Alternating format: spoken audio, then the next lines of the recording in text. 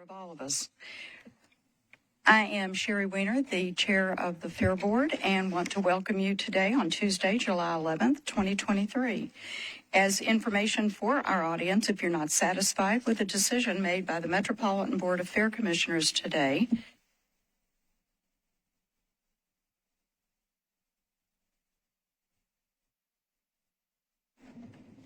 just checking, sorry.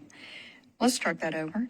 As information for our audience, if you're not satisfied with the decision made by the Metropolitan Board of Fair Commissioners today, you may appeal the decision by petitioning for a writ of cert with the Davidson County Chancery or Circuit Court.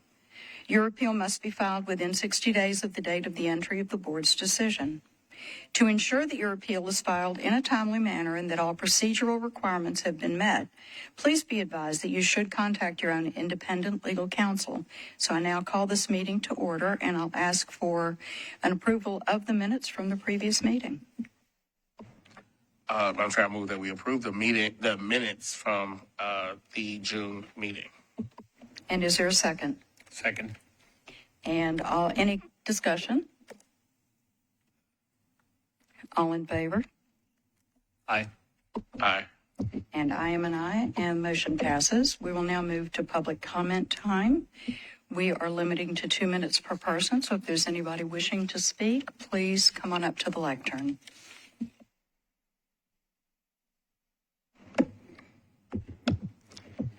Good afternoon, Shane Smiley, Brush Hill Road. Two quick things for you today. I understand that the sound monitoring is being done by two separate companies, that the Speedway pays to have theirs done, Geodis pays to have theirs done. They're not using consistent geomarkers. Wouldn't it make more sense for the Fair Board to have a contractor that everybody in monitoring reports to you, and you have set monitoring positions so you have an apples-to-apples comparison of the noise within the facility? Secondly, Fair Park Phase 2. I got the response from Metro Legal that says that they don't see any requirement of approval for Phase 2 park design. What it does require is the Fair Board to vote to do the project in the first place, and that has never occurred. It also means a fundamental change to the use of the facility because it's no longer parking in the area to be walking trails. Therefore, it must get 27 votes at the council for the fundamental change of the use of the facility. As it is right now, it's torn up to where we can't use it, and we should be. So we ask you to go ahead and put it back to gravels until all this is straightened out. But the fact is that this project for Phase 2 has never received a vote for this board to be accepted as a project. Doesn't matter what the council could approve to demolish the Speedway. Doesn't mean it can be done just by them approving funds. It has to go through the legislative process to do so. They may have allocated funds for it, but this board has never approved saying, we're going to change the use of this facility to make this parking. Everything else has required a vote and a public hearing. Fair Park Phase 1, the Expo, the soccer, this building, the Speedway. So if we're going to make this change for Fair Park Phase 2, it requires a public hearing and it requires a vote of this board. Thank you so much. Thank you. Is there anyone else wishing to speak?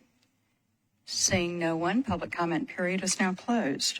We'll move into our monthly informational reports, and we'll start with our financial update with Satrice.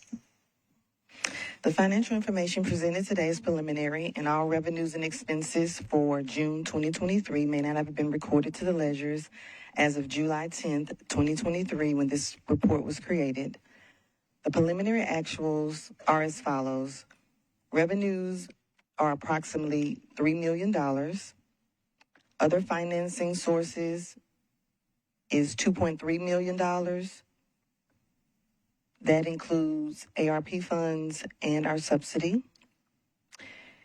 Expenditures are around $3.8 million, resulting in a net gain of approximately $1.6 million. Depreciation expense is $1.2 million. So the total net gain is roughly $388,476.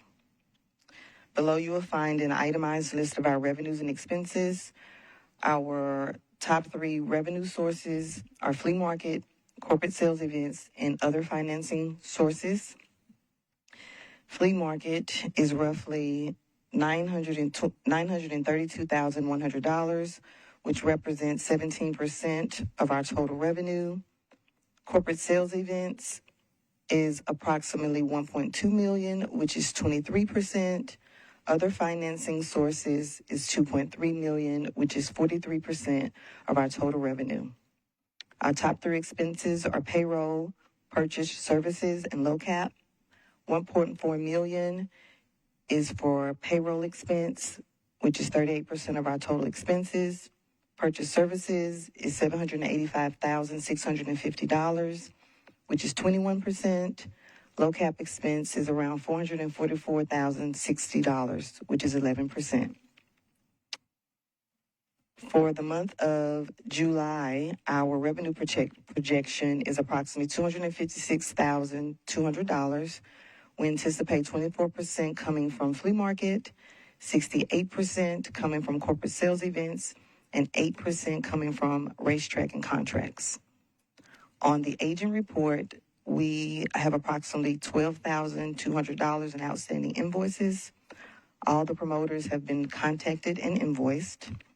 Last board meeting, there was a question about expense to revenue ratio and what is ours. Ours is 117%.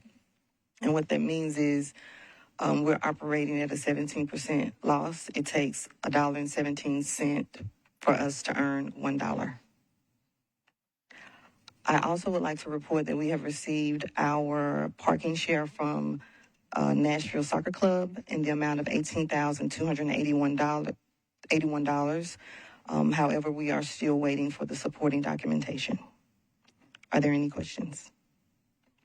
Anyone have any questions? I have one. Do we take deposits from any of the vendors that are renting space here prior to billing them for the full amount? Do we take a deposit? Yes. Okay. When we take a deposit, does that go against what they've already paid? Yes. Okay. How long on average does it take us to collect as a rule? Because I see, for example, I see Intergalactic is now moving in the 31 to 60-day column. So typically, how long does it take us to collect from the vendors when they come in? Typically, that we collect within 30 days. However, we have some of those vendors who may mail in a check, checks get lost in the mail, and things like that. But typically, within 30 days, we great. have collection. Okay, thank you. Laura? We've also made some changes to our contract, and I want to thank Terry and Erica and Laura Fox for their help on that to clarify some of our timing. So one of the things that we changed going into July 1st of this year to help with aging is what we're requiring is the deposit within 14 business days of the signing of the license agreement. And then we also do an estimate on not just the building rent, but ancillary rentals as well. So it's the entire total projected estimated total of the event. So that deposit includes ancillary rentals at all. And that's a change because in the past we would bill ancillaries after, and that's just a risk. So we're doing the entire amount, and then they have to pay the remaining balance after full execution of the contract within 14 days of execution, if I'm not mistaken on my timing.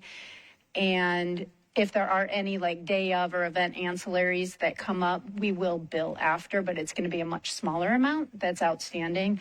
Because one of the things that is really important is having that deposit received and recorded, and the executed license agreement so they can be confident in advertising and promoting their event. Thank you very much. Okay, seeing nothing else, we're going to move to the events update with our campus partners. Who wants to go first? Mr. Henley? Oh, well, we're not taking it. We're to event. Oops. I was just saying, I Yeah, wouldn't it's give a not good you events yet. update. No, I looked at the wrong line item, and I'm sorry. Mary, let me go ahead and call you up. Thank you. We'll hear from her first. I apologize. Thank you, Madam Chair. Good afternoon. As Cetrice mentioned, we have paid the parking revenue, and we'll be sending information to her shortly. We had some folks on vacation. We also provided a written report last week, which summarizes some of our activity. July is relatively quiet for us. We had one home match earlier in the month, and we have another one tomorrow night. Then towards the end of the month, we have a new tournament that MLS is sponsoring called Leagues Cup. We have 2 home matches there. And we also had 2 successful non-soccer events over the weekend in spite of the weather, a 5K run and a watch party. On the field, the club continues to perform well. We remain in second place in the Eastern Conference in spite of falling short last Saturday.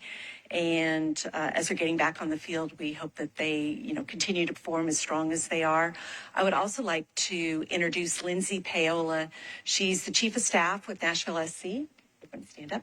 And going forward, since we're down to kind of more of our routine business, Lindsay will be providing the Nashville SC updates, and will continue to provide the written reports if the board finds that those are helpful.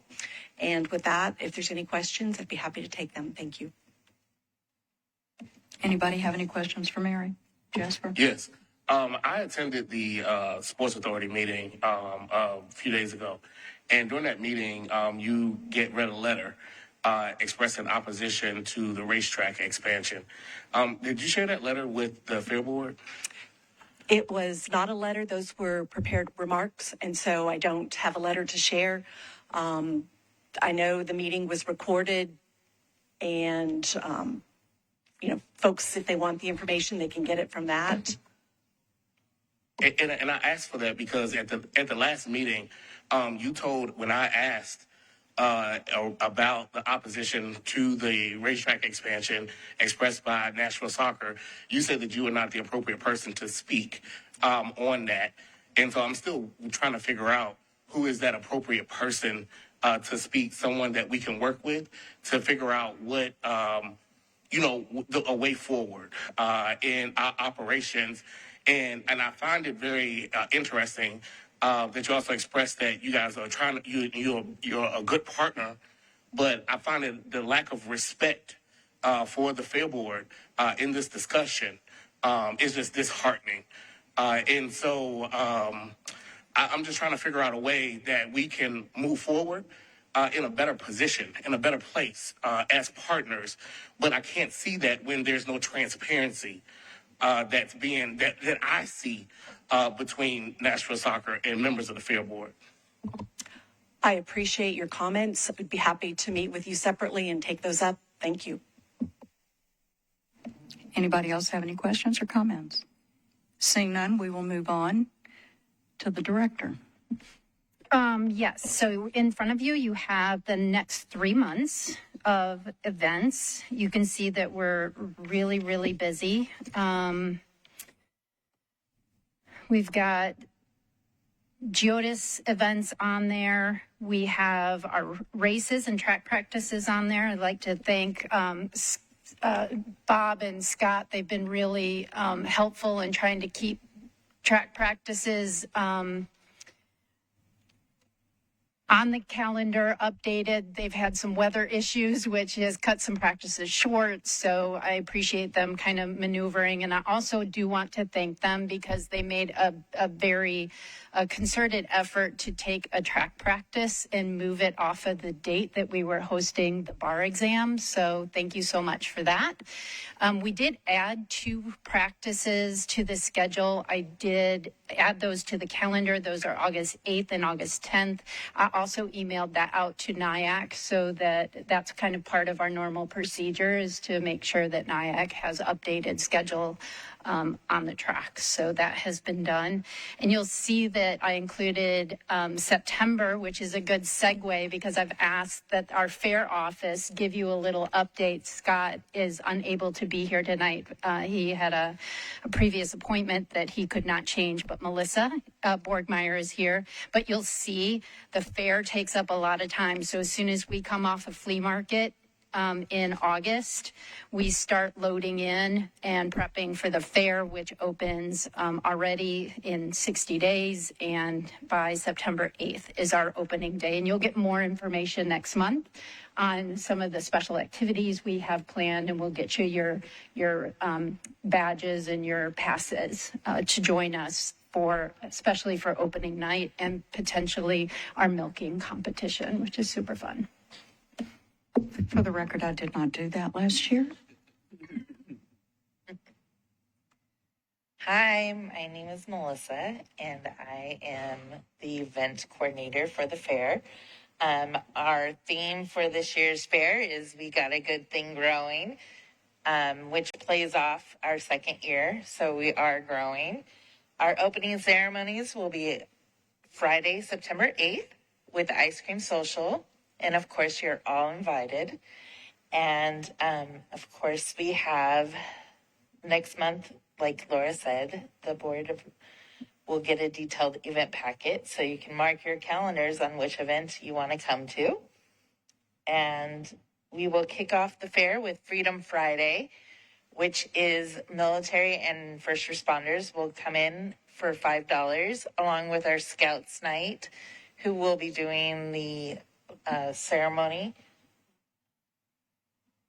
Of course, in our events arena, we have wrestling. We have a first-time weight palooza, which is a weightlifting competition. We have 2 nights of dinner shows because they went off really well last year. And then, of course, we are starting a Davidson County 4-H leadership dinner which is new. And we, of course, are working with Creative Vets. I'm not sure if you know them. They are an off-brand of Operation Stand Down, where we are having a songwriters night and a gallery of their artwork. So I hope you come and look at that. And of course, the first Saturday, we are trying something new with Sensory Day. That will be from 11 a.m. to 2 p.m. And that is where all the rides, lights, and music will come off. And then, of course, we have 2 sensory rooms throughout the 10-day period. So if someone needs to take a little break from being a little overexposed, they can rest. And of course, we have our mother's tent. Davidson Wick is partnering with us. And in creative arts, we have the 4-H butterfly exhibit that goes really well. And a new item is a Pick Tennessee display where I'm having a lot of vendors that are a part of the Pick Tennessee products. They send me stuff and we're going to display it really nicely. In our activity hall, we are, of course, going to have our famous milk bar. Can't have that, with chocolate milk and vanilla. Expanding FFA contest and egg hatching exhibit so people can see the start of birth. We have 3 music stages with local and a few regional artists. Traditional fair foods. Of course, we're going to have our hot chicken on a stick, so come and enjoy that. And can't go without deep fried goo-goos. I don't know about you, but those are a must-have. Rides and games, and of course, we are kicking off with all Metro school kids, will receive a fair voucher, so they will be free with a paid adult. And then we are working with the Nashville Public Library during the summer right now with a summer read-off on how the ones who read the most will get not only a fair ticket into the ride or into the park, but then they'll get a free ride. And that's what we got going on. Any Thank questions? you. Anybody have any questions? Can you talk just a little bit about the marketing? The marketing. Well, we are going to have a few billboards, and we have commercials, and we're also expanding on the streaming commercials, like Hulu and all that, because we all don't watch traditional television. So we're working on that. And we actually have a media meeting tomorrow, so I can tell you more at the next meeting. So if you have a QR code or a link or anything that the council members can send out, if you'll send that over Yeah, to the vice definitely. mayor, and he'll distribute that, or she will distribute that next term. Yeah. Actually, this term. That- I take that back. This term. Okay. Yeah, that would be great. Anybody else have anything? I said, send it to us too, because I love to promote it. Oh, So it yeah. sounds great. Yeah, Thank you. definitely. Yeah, thanks. Yeah, I think we get it by default. Yeah, you get a lot. And always a plug for our fair website, nashfair.fun. Because Oh, yes. fairs are always fun. Yes, and our community booths are almost completely full. So if you know anybody that wants to be a part of our community booth, let us know. Yes. Quick question. Are any of these marketing materials, and I know you said you had a media meeting tomorrow, but Yeah. are we translating these marketing materials to make sure that we include communities that don't speak English? Yes. Or not primarily? Yes, they are translated into different languages that we have figured out live In the throughout the vicinity? neighborhood. Yeah. Great, thank you. Yeah. Anything else? Thank you so much for You're all the hard welcome work. so much. You're welcome. Okay.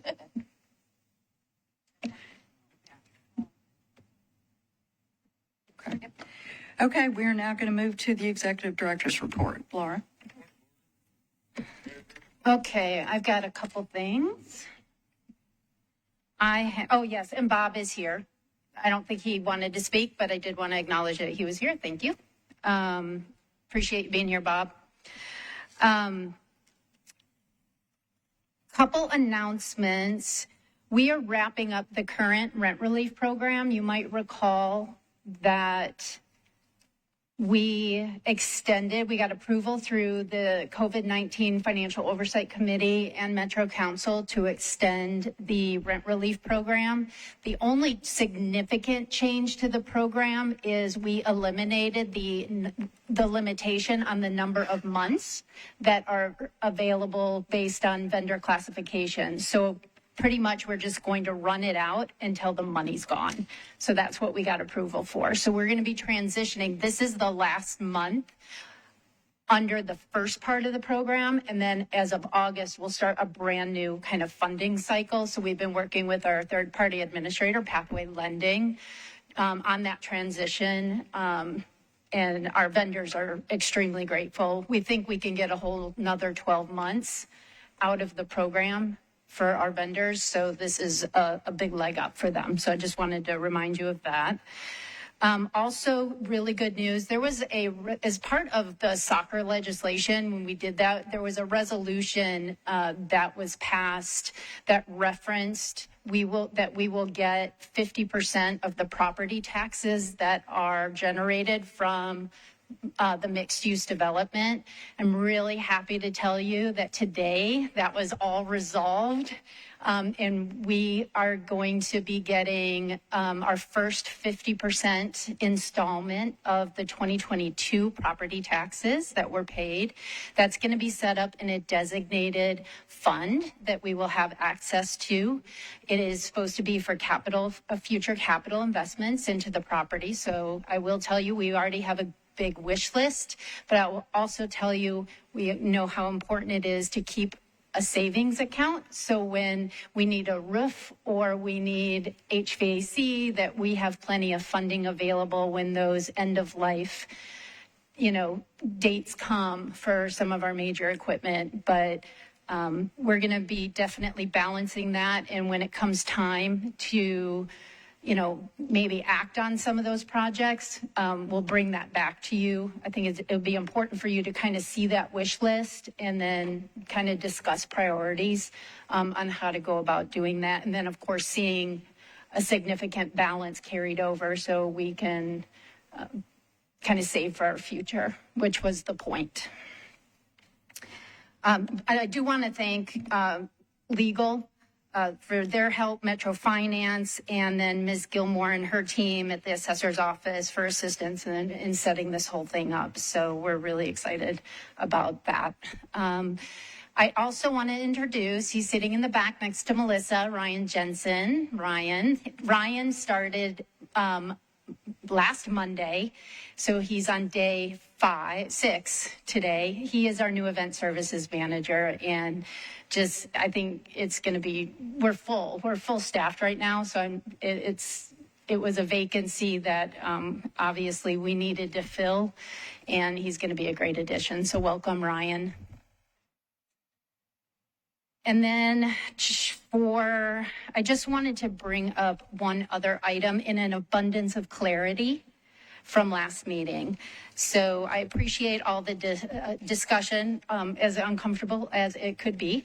Last month, we were talking about open range increase. And so again, out of an abundance of clarity, I kind of wanted to recap what happened with that. And the board had voted and made a motion for a percentage and then a conditional percentage based on information that was going to be received from the Human Resources Director. We received that and it was distributed to you.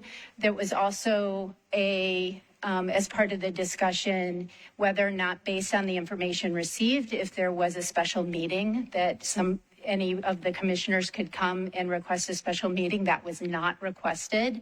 So I just want to, again, out of an abundance of clarity for HR, reaffirm that and cover that item one more time so that it's in the record of what was distributed and then the fact that there was no special meeting requested. Do you have anything else on your list before I take this up? No. Okay, so while we're on this topic, when we spoke with Director Hall from HR, what she shared was we needed to put something in the record definitive because HR could not follow conditional, legislation, so to speak. And so what she asked was that we come back and entertain a motion to provide the 10% increase to Director Womack's salary. And so I will entertain that motion. Second. No, you have to make the motion. Oh, well, I'll make the motion to approve the 10%, increase to 10%. Second. Okay, any discussion? Seeing none, all in favor, and we'll do a singular voice vote. So, Diego? Aye. Jessica? And I am a yes, so motion passes. We are now going to move on to old business, and we'll look at the fairgrounds Can I improvement have project. one question real quick? Yes, Just, absolutely. It was before the sale. Sure. For that special fund that it's funded by the 50%, how exactly do we determine or formalize the mechanics methodology for how to approve those expenses, et cetera, right? Very important that we actually come up with policies and governance rules for how much we want to keep in the savings account, how much our rainy day fund, how we calculate that. Not to nerd out too deeply into that today, but what is the mechanical process, I guess, or the legal process more so than saying, how do we set rules, governance for that fund? Or is that already kind of like a predetermined way? Twofold. One, the resolution is very clear on what it's supposed to be used for. So that is kind of our guiding document. As far as how this board wants to contemplate the spending, we can make those. We can make those. If it's helpful, what I can do is put a proposed procedure together. My guess is that it would probably be best to correspond with the fiscal year because Correct. we're budgeting anyway.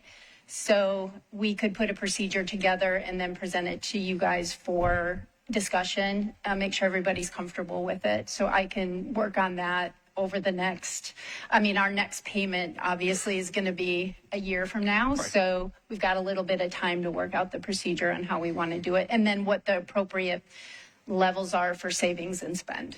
Correct. And I would say just very high level is determining always having a priority list, which granted that probably shifts a little bit, how we combine with capital budget. Yep. And the savings strategy. Correct. Okay. Thank you. Any other questions before I finally bring up Mr. Henley?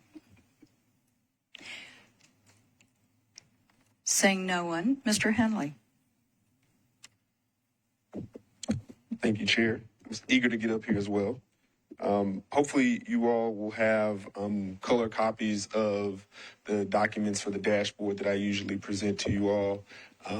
Also, since Mr. Gobble and no Representative GHP is here, I'll also be giving updates at the back end of the financial update to give a few highlights about the progress of work out on the site. But I will start as I usually do. The numbers that I'm presenting to you, as well as what's in the packet, are roughly 45 to 60 days in arrears. And so, when I highlight some of the activities that are happening out on site, they won't exactly align with these numbers. I'll start with the blue sheet, the fairgrounds improvement projects.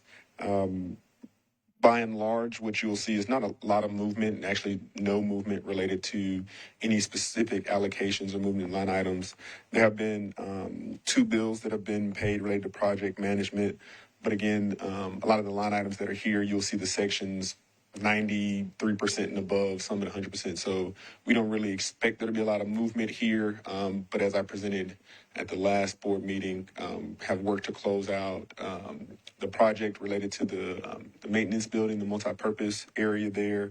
And so some of that funding was reallocated to the contingency line item. So you will see that. And that contingency has not moved since last meeting.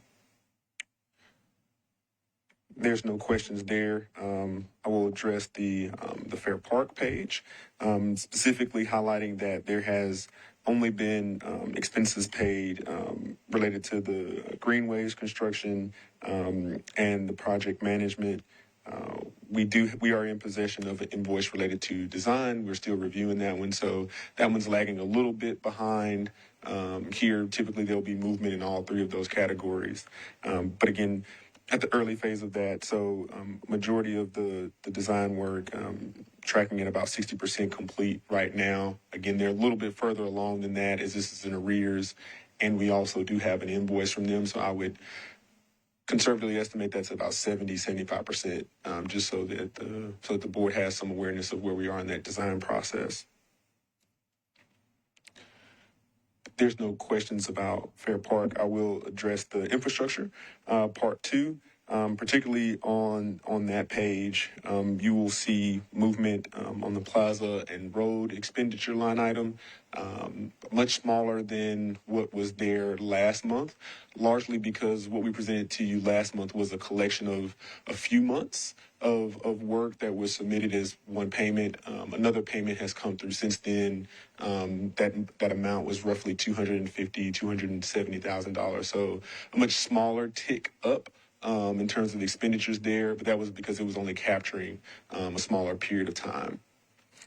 Outside of that, I don't really have a lot of updates financially. Again, very few line items that are moving, but the work that's on site is taking place. If there aren't questions there, I'll do my best impression of Ron and give a few highlights, but I'll pause if there are questions. Does anybody have any questions to this point? Seeing none, the floor is yours. Okay, thank you. As it relates to Fair Park Phase 2, construction is underway specifically for areas of the site that will support the greenways. We are still coordinating with the fairground schedule and looking forward to plantings. So we do have some plantings that need to take place. Obviously, you don't want to do those in the middle of the summer due to the heat. And so we're coordinating that for the fall. So we're monitoring the overall events calendar and coordinating with the fairgrounds for that. And then we are coordinating meetings with Metro Water and preparing exhibits related to the stormwater variants that we presented, that Ron mentioned at our last meeting. So just wanted to give an update there. As far as infrastructure part 2, a lot of conversations, specifically in the design space, are taking place around the Windgrove intersection. We're continuing to work with NDOT, WeGo, as well as, again, stormwater. We're working to fine-tune solutions and slight measurements and movements of certain dimensions so that all departments are happy with what we're producing there. And then Speedway Alley and Fire Plaza, we're working in conjunction with Market Street and the mixed use in that space. A lot of that design work, large portion of that design work is going to permitting, and with the plans to stay on track right now for construction to begin at the end of the racing season. And then Speedway Alley to Craighead, that portion of design is in the concept design phase, so very, very early in that space. I've got a couple of notes about mixed use, but Dirk is here, so I feel like it'd probably be better for you to say it because mine might be a little outdated. But if there are questions about that, I'm happy to address those. Anybody have any questions? We're good. Thank you so much. Dirk, go ahead and come up. You have the floor. Thank you, Madam Chair. Good afternoon, Commissioners. Thanks for the opportunity to provide a brief update on our mixed-use project. As you can see, if you go over there, there's a lot going on. We're 100% complete now with the garage structure, the mechanical, electrical, and plumbing rough-in, and lighting and elevators are being installed in that garage right now. So as soon as we get a transformer from NES, if anybody knows anybody at NES, we could use a transformer. We'll be turning that on and accepting cars into the garage, which is going to be a great thing, I think, for the campus. The mixed-use building, the roof is now on, so it's getting weather tight. That allows us to put the HVAC units on the roof to service the residences. The mechanical, electrical, plumbing rough-in is ongoing.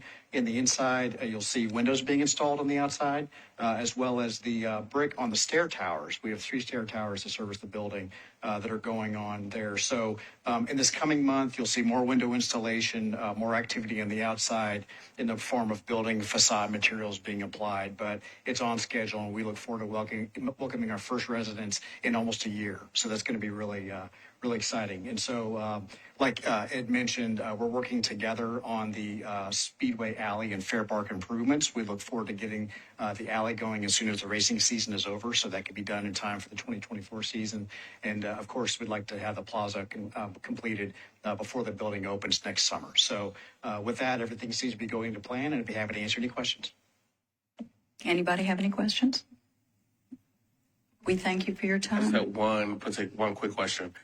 With the fair coming up, will that sort of like impede on any of the construction, do you think? Good question. Fortunately, we've already had a test run of this last fall for the fair, and working with Laura and her team, we were able to successfully put together the operational protocols around that activity and didn't have any conflict. So we're very good effort by the whole team to make that happen. Any more questions? Seeing none, we will move on to new business. And we need to look at our bylaws to clarify our open meeting procedures. And I'm going to turn the floor over to Director Womack. Okay, so in response to the update that we received from legal last month about changes and updates to open meetings, it was prudent to look at our bylaws to be consistent with state law. So there are a few changes that have been proposed for your consideration. The first deals with public comment. As the state we wanted to, again, make them very consistent with state law. So the changes that we are proposing is first are 2 minutes per person. We're doing the public comment time in the front of the meeting, which is consistent with our legal advice. But we do allow 2 minutes per person, but a total of 15 minutes. So I wanted to either make that 14 minutes or 16 minutes so that we could have a solid 2 minutes per person. So that said, I just made the recommendation that we go up to 16, err on adding one more person to speak. So that is one change. Also, that the public comments must relate to an actionable item on the published agenda that is consistent with state law. And also that public comment periods will not be held for any meeting where there are no actionable items on the agenda, again, consistent with state law. And that we will provide sign-up sheets no later than 30 minutes prior to the meeting for members of the public requesting to speak to record their own names. Additionally, one of the other items that we are adding is the Fair Board shall take all practicable steps to ensure that opposing viewpoints are presented fairly, if any, and this, again, consistent with state law. We are asking to remove or recommending removal of procedure on public hearings, items 2C, which pretty much allows, I think this was put in play when kind of before, it was more, Fair Board used to have a lot more intimate meetings. And so there was an allowance for back and forth with the public. And we have not had that practice but since before I came. So it's a housekeeping item to remove 2C. And then also on 2E, just adding that one step before the public hearing begins is to show of hands for those in support of the item and those in opposition before those comments are received by the board.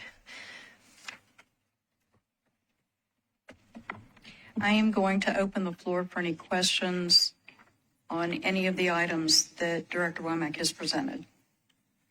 I had a question. Do we have to have a time limit when it comes to overall comments? Like, do we have to say 16 minutes? Because it's like 8 people, right? And if as we saw during the debates over the racetrack expansion and some of the, even though some of those public hearings, but people did come to the board meeting. Like, do we have a mechanism in place to say, okay, we can extend it if there are more people who do want to speak? Because God forbid somebody says that we don't allow people to talk at meetings. So one thing that we have done over the years is where many other boards and commissions don't even have a public period, we've diligently adhered to that for every meeting. That said, we do not have to have a specific time frame. However, if you want to be here until midnight, keep it open and keep it loose. And I think that we offer a reasonable opportunity. The chair also has the discretion to increase the opportunity, especially if you need to be able to offer alternative comment. So if you get only comment one way because those 8 people signed up first, then the chair, and you saw me do it back during Bristol, you have the opportunity to say, nope, and what I did was I said, we're going to have 10 for and 10 against. And that gave equivalent opportunity, and the chair has the authority to do that. But what if we have a chair, a future chair that is not as generous as you are? I would like to think that everyone is as generous as me. But from I was just going to say that the public comment period is a separate thing from public hearings on specific matters. So if the board chooses to hold specific public hearings on matters of great public interest, like that a per person or 10 or 16-minute limit would not apply. It would only apply to the comment period at the very beginning of the meeting. No, I was just speaking of even in addition to our public hearings, we've had people to actually come to our meetings to express, their feelings and views on things. So I just didn't want it to say that, we're only going to limit that. But if the chair has the discretion, if it's outlined in the bylaws, that the chair has discretion to increase that. Would an extension of that public comment require suspension of the rules? Is Yeah, that it? that is what I was going to say, is that if you all were to vote to suspend your rules, then, then that could be done as well.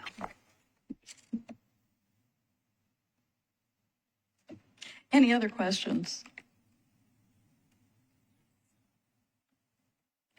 You're good? Okay.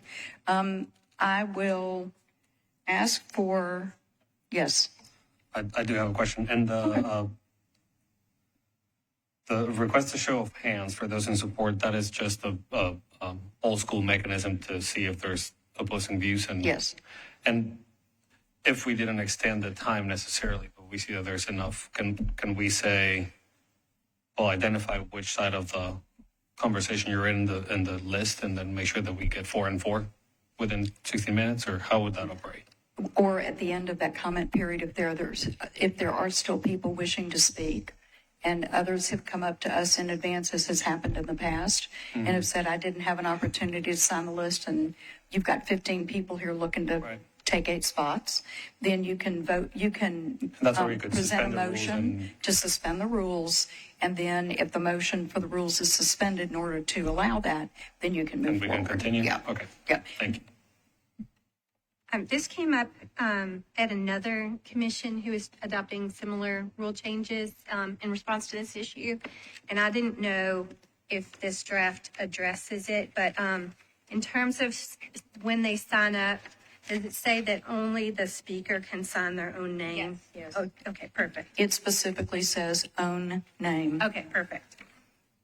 The other thing regarding your comment too, is the show of hands only applies to public hearings, not regular fair board meetings. Thank you. Apologies for my lateness. Next time I'm gonna bring my kid here with me. No, right, correct. So basically, we could just view the room when the public comment section, and if we see like 40 people out there, that'd be the time we could probably put in what we just said. You know, ask people to show of hands, and also suspend the rules. Exactly. Okay, all right. Although the change in the rules for the show of hands is in the public hearing portion of Yes. the rules. If there was a particularly large audience, you certainly could ask before the public comment period as well for a show of hands of people who want to speak. Gotcha. Commissioner Hendricks, you look like you have a question. Go for it. Can I just, for validation purposes? Sure. Most or all these changes are just to stay in compliance with the state, basically, right? A lot of the wording is taken directly from the state From the law. state? Yeah. Okay, thank you. Now, Commissioner Hendricks, you have the floor, sir. Madam Chair, I move that we amend the bylaws with the recommended changes that we've received and just discussed. Is there a second? Second. Any discussion further? I'll now call for the vote. Seeing no more discussion, Commissioner, let's go over here. Commissioner Owens, Yes. Commissioner Hendricks. Aye. Diego? Yes. And I am an aye, and the motion passes. I do want to point out, as long as we're in this, and pull up our little conversation a minute ago about the capital budget and being able to allocate. If you look on page 3 here of your bylaws, you'll see item H addresses the capital budget. And so when that policy is written, it would be my recommendation that you include it here. That way you have a procedure and a policy that's earmarked. Anybody have any questions or comments about that? Do I hear a motion to adjourn the meeting? Oh, yeah. Our August meeting will not be August 8th. Please mark your calendars. It will be August 1st at 4 o'clock. It will be here, but it will be August 1st, and that will be up on the website. Now do I hear a motion to adjourn? Chair, I move we adjourn. Second? Second. All in favor? Aye. Aye. Aye. And we are adjourned. Thank you for being here.